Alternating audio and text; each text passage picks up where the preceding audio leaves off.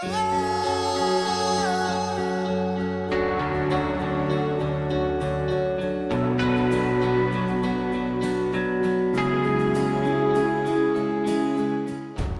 మైదుకూరులో nomination వేసింది కూటమి తరఫున. అంటే కూటమి అంటే జనసేన, బీజేపీ, తెలుగుదేశం పార్టీ తరఫున కూటమి తరఫున. జనసేన ఉన్నటువంటి పవన్ కళ్యాణ్ గారు ఓటు ఎట్టి పరిస్థితుల్లో చీలకూడదు, ఈ రాక్షస పరిపాలన అంతమొందించాలని చెప్పి మద్దతు తెలిపినటువంటి పవన్ కళ్యాణ్ గారికి, అదే రకంగా మన రాష్ట్ర ఆర్థిక పరిస్థితి చాలా దారుణంగా ఉన్న పరిస్థితుల్లో మన రాష్ట్రాన్ని ఆదుకోవాలంటే ఖచ్చితంగా సెంట్రల్లో బీజేపీ ప్రభుత్వం రావడం ఖాయము.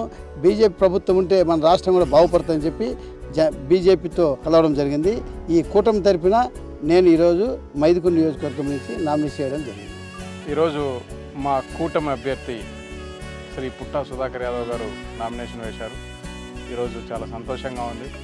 మైదుకూరు నియోజకవర్గ ప్రజలకి విజ్ఞప్తి ఏంటంటే, ఇప్పటికే అభివృద్ధి అనేది ఆమడ దూరంలో ఉంది. మైదుకూరు సుధాకర్ యాదవ్ గారు ఇప్పటికే 2 సార్లు ఓడిపోయారు. ఈసారి ఖచ్చితంగా ప్రతి ఒక్కరూ ఓటేసి అఖండ మెజార్టీతో గెలిపించాలి. ఆయన ఈ మధ్యకాలంలో గత 6 నెలల నుంచి విరామం లేకుండా ప్రతి ఒక్క ఓటర్ని కలుస్తున్నాడు. వెళ్ళిన ఊళ్ళకే మళ్ళీ వెళ్తున్నారు, అందరినీ కలుస్తున్నారు. సమస్యలన్నీ ఒక డైరీలో నోట్ చేసుకుంటున్నారు.